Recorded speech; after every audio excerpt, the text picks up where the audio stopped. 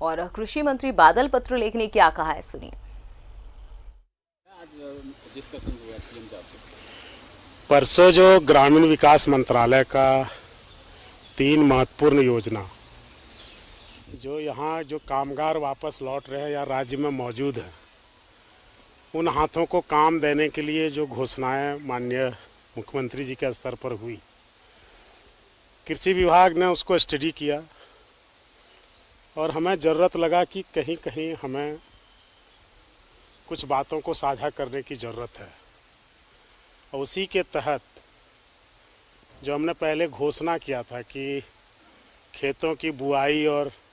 जुताई, इस जो महामारी फैली है, दोहरा मार पड़ा है, किसानों को मैक्सिमम रियायत देने का काम करेंगे। मैंने आग्रह किया कि ट्रैक्टर से खेती मटेरियल पार्ट में 40% कंपोनेंट के तौर पे,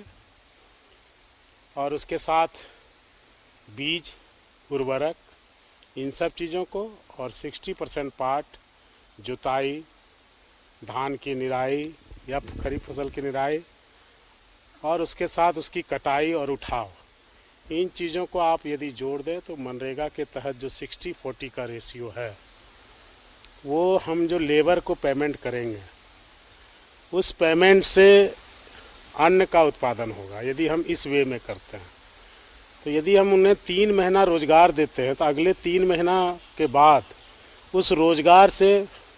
जो प्रोड्यूस होगा, अन्न का उत्पादन होगा। इससे 2 चीज़ फ़ायदा होगा, किसानों की आमदनी भी दुगनी होगी, और दूसरा कि राज्य को जो आने वाले दिन में चिंताएं हैं खाद्यान्न संकट की, उससे उबरने में मदद मिलेगा।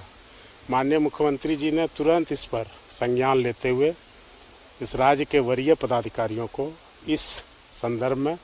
आवश्यक पहल करने का दिशा निर्देश दिया।